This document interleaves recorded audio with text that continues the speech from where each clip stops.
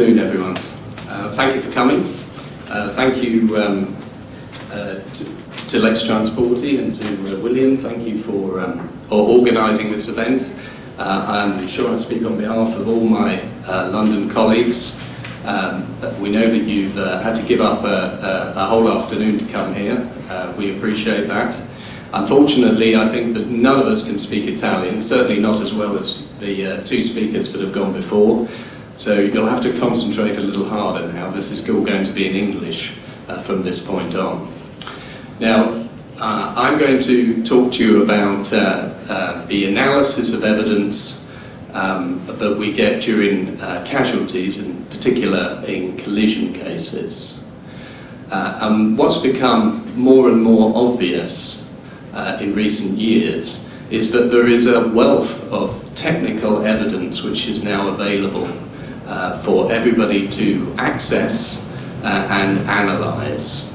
And the courts are particularly keen to micro-analyse all the evidence before they reach a decision on apportioning liability in collision cases. So it's very important for the owners and the insurers of the ships to make sure that they've got hold of all the evidence, not just some of the evidence, and cross-referenced it and made sure that they properly understand what has happened and so that they can make the right strategic decisions for handling the claims.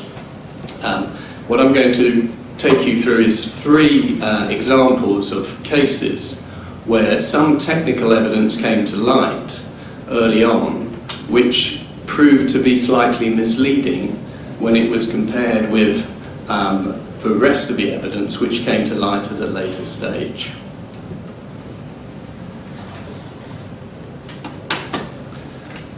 So the first, thank you. The first example is a collision.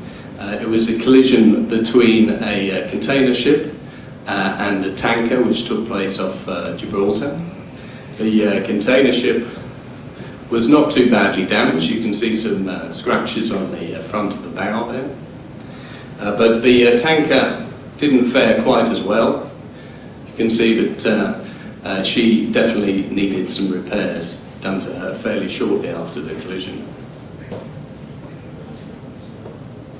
Now this was a reconstruction, a 3D reconstruction of the collision which came to light on the web within a few hours of the incident. And you can see that the container vessel, which is coming down from the stern of the tanker, looks on this reconstruction to be overtaking. And you can see that she failed to overtake because that was the consequence. Now, as Richard will probably explain to you later on, when a vessel is overtaking, it has an obligation to keep out of the way of the vessel that it's overtaking. So clearly, when the owners and the underwriters saw this reconstruction, they were not particularly excited or encouraged about the prospects for them when it came to apportioning liability. Things looked quite bad. However, what we were able to do when we looked at the other evidence which was available, then we were able to change the chances of success with this case. We were able to go on board the ship and look at the VDR evidence. Now, what I'm going to show you now is a snapshot of, well, it's a video, sorry, of the VDR screen, the radar screen which has been captured by the VDR. It's been speeded up.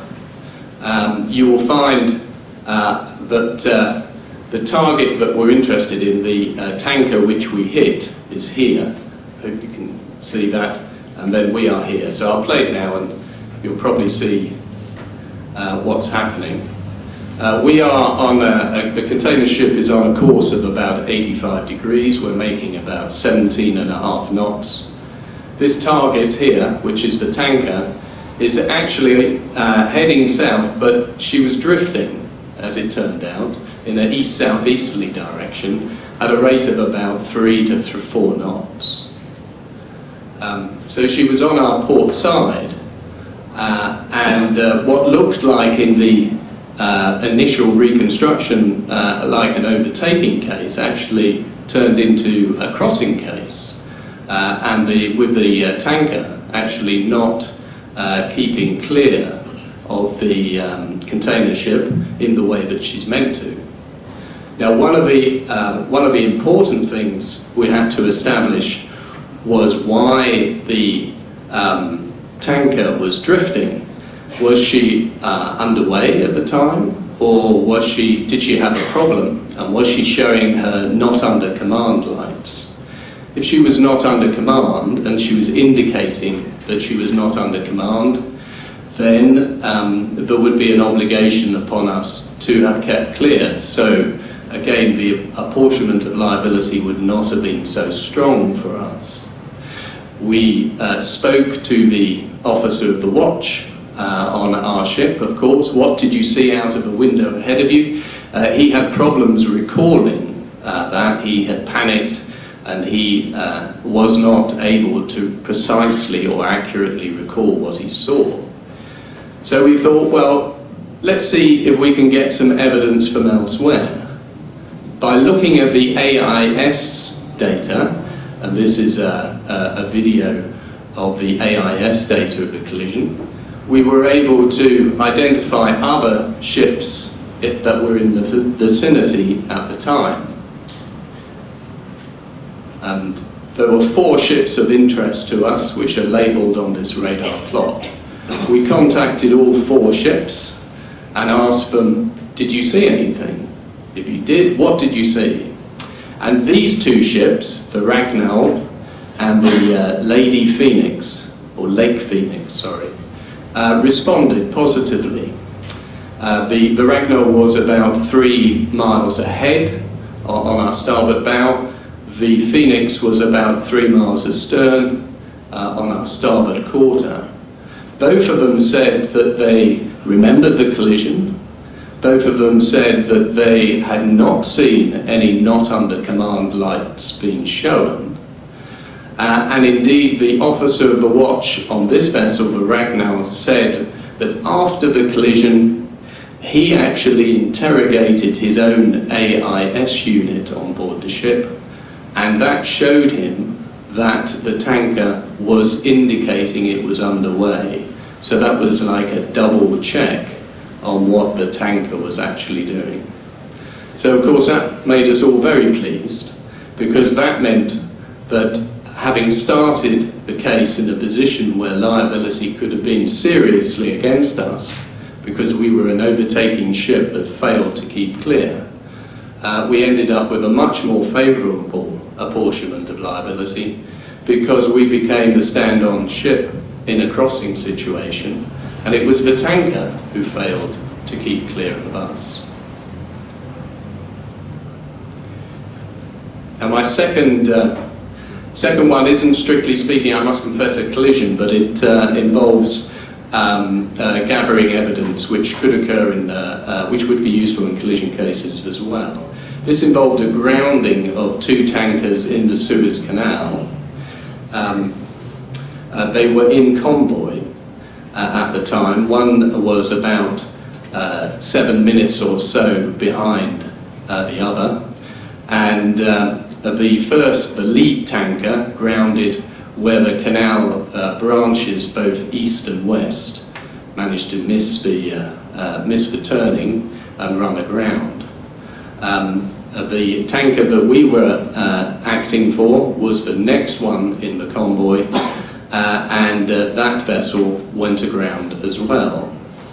So, just to give you a feel for it, this is a picture of our own ship. Unfortunately, there was some pollution, some leakage of cargo, so we had some oil in the water. This was the other vessel involved. She was also aground. It was a very bad day in Suez Canal that day.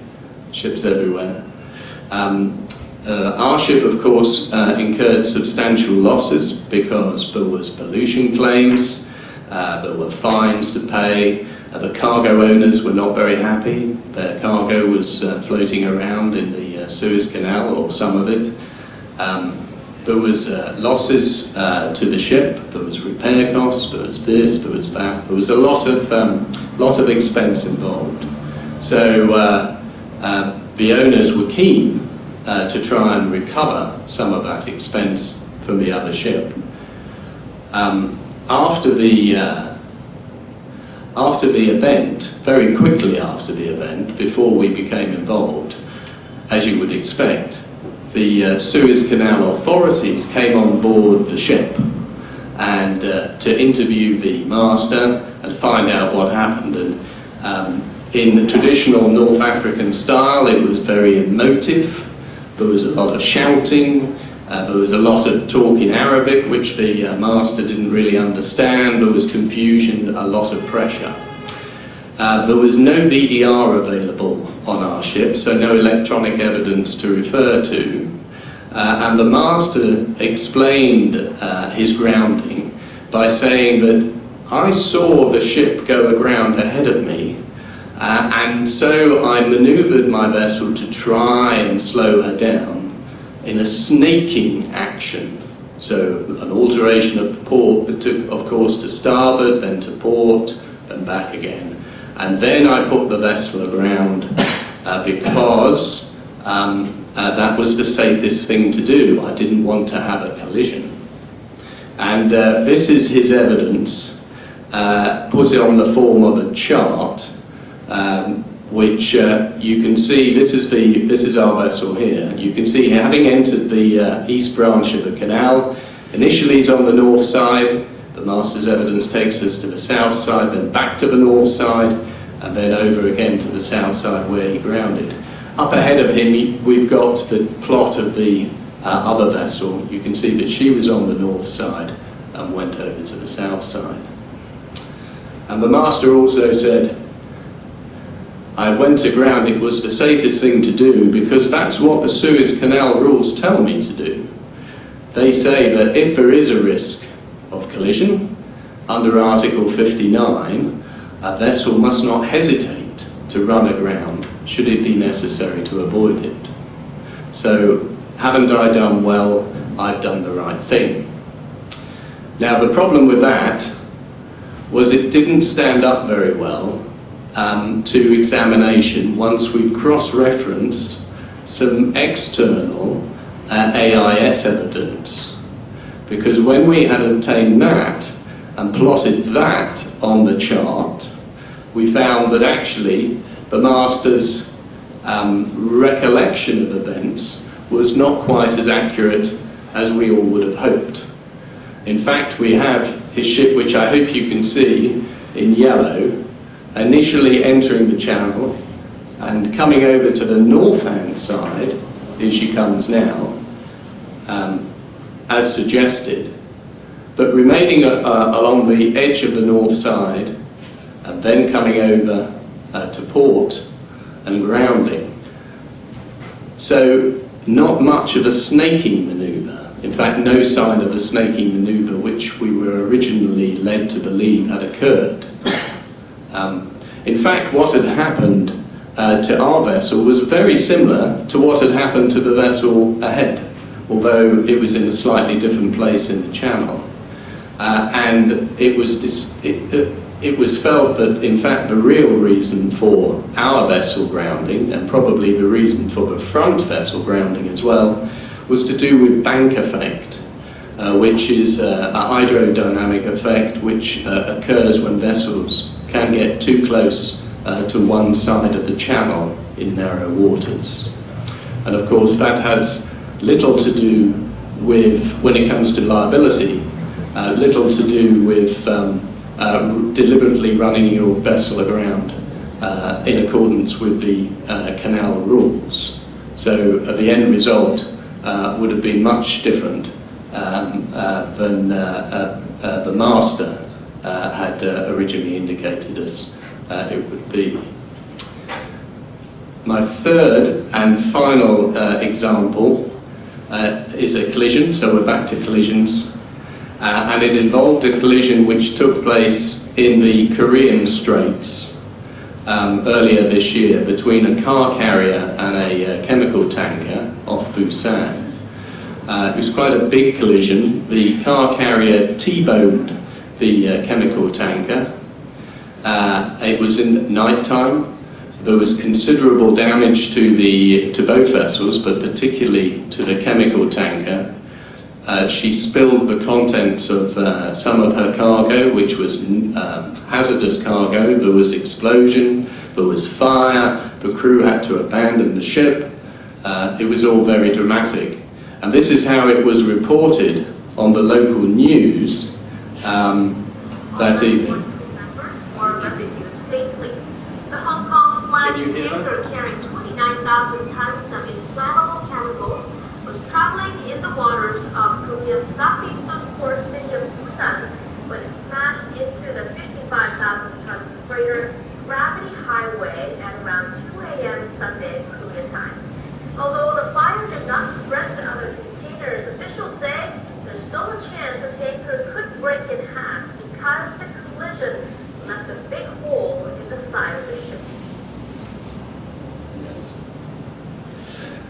Yes, the tanker smashed into the freighter. That was the expression. I thought that was quite interesting. There was certainly a lot of damage, although that's a hole in the tanker made by the car carrier. And that's the damage to the car carrier. So clearly a substantial impact. Very frightening for all concerned, I'm sure. Excuse me. Let me tell you about that one before we move on to it.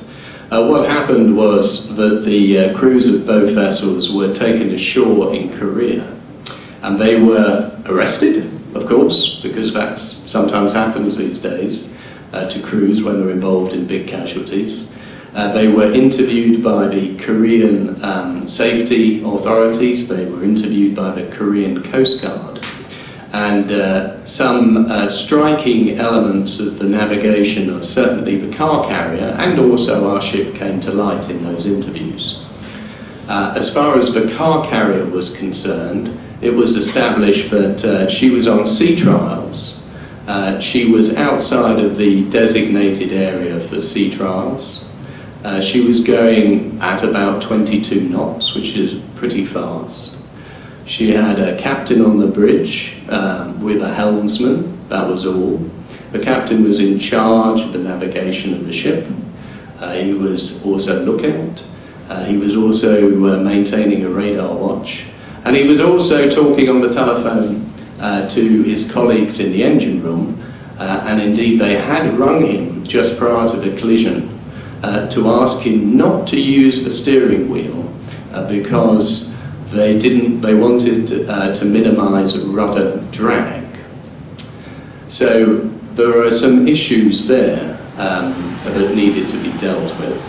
Now, as far as the tanker was concerned, the officer of the watch explained to the Koreans that he altered course to starboard. And the reason he did that was because he had another vessel on his port side that put itself into a close quarters position, and he had to alter course because the vessel on the port side wasn't keeping clear, and he turned to starboard, and then he found another vessel directly ahead, so he had to continue with his starboard turn. And he decided to take a loop out of his navigation, so do a 360-degree loop, and he was 270 degrees through that loop when bang, the car carrier hit him. And we can see this in the AIS video that was obtained not from the car carrier, not from the tanker, but from shoreside sources. Here is the car carrier coming down, and here is the chemical tanker, and you can see that she has started this turn to starboard. Now, what you may have noticed is that this evidence doesn't show the presence of the vessel on the port side, which the officer of the watch on this ship, the tanker, said was there. So where was this ship which caused him to come to starboard? It's not present. Here was the ship that was ahead of him, that was picked up, but no ship to starboard. And I think as we watch this, it's worth watching because you don't see collisions like this too often. He's taken the action which he thought was the best, only to find that having avoided two ships, the third ship proved unavoidable.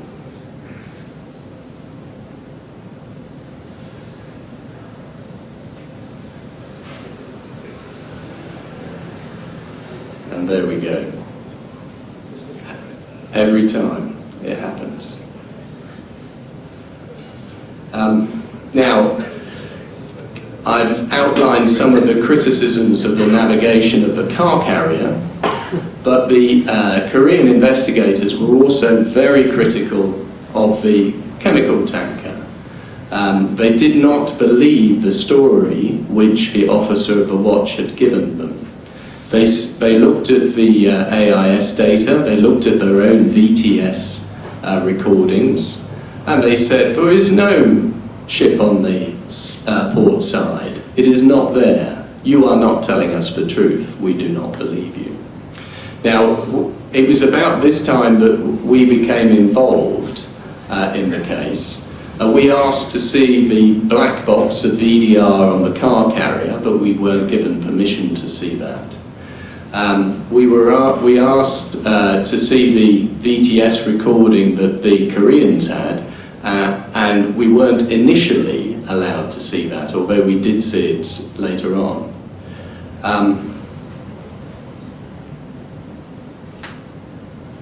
So what we did was look at the AIS data that I'd shown you at the start, identify other vessels in the area, and contact them and ask them what they saw.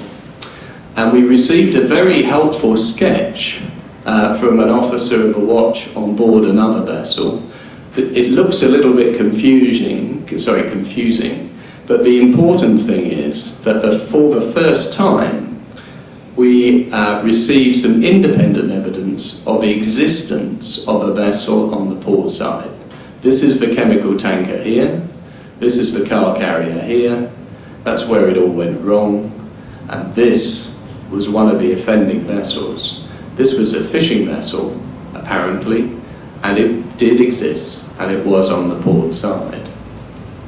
So our recommendation to the owners was to get somebody on board the chemical tanker, which was in a very bad shape, to extract the ECDIS unit, which was Transas made, bring it ashore, and let's see what data we can get out of it. There had been a fire, the VDR was not available, but we wondered whether there was any data in the Transas unit. So that's what happened. And what you're about to see is a video, or again speeded up, of the information that was extracted from the ECDIS, the electronic charts system, display information system that was on board our ship. And here we are. This again is the chemical carrier. This is the car carrier. And look, here we have a target labelled A10, which is indeed on the port side and is indeed presenting a risk to our vessel. She isn't altering course, she's not fishing, I think she was going about 10 knots. And you can see therefore why the navigator on this vessel altered course to starboard. He got himself, of course, into a close quarters situation with this vessel, so he, rather than continue to merely parallel the course of the fishing vessel, he felt the best thing to do was to continue round to starboard and try and get clear of both of them. And as we've already seen, the third vessel coming down from above didn't manage to keep clear. We eventually, sorry, see if I can,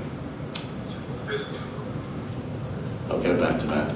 We eventually were invited to go to Korea and look at the VTS data that the Koreans had.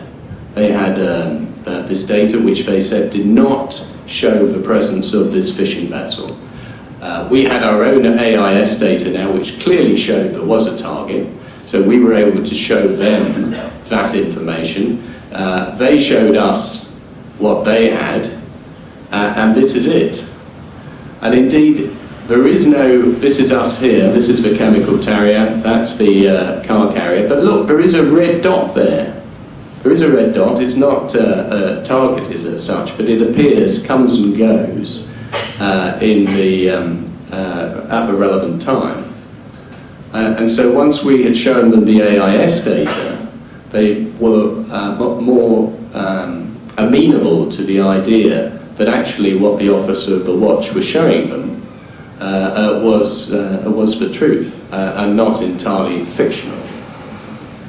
So that was very helpful.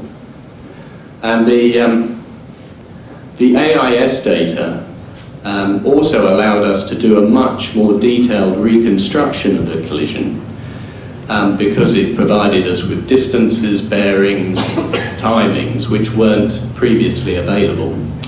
And you can see that from this plot there is another point to be made against the car carrier, which was continuing along this red line course. This was her actual course, and we can see that 2 or 3 minutes before the collision she altered course to port. The argument is that had she not done so and had she maintained her course, the collision would not have occurred. So this alteration of course to port here arguably makes the collision inevitable. So again, closely trying to cross-reference all the evidence that's available can actually turn around and help rescue what looks like a very difficult case and turn it into one where a more favourable apportionment can be achieved. Ladies and gentlemen, that's probably more than enough from me. Thank you very much for listening. I hope it's been of some interest to you.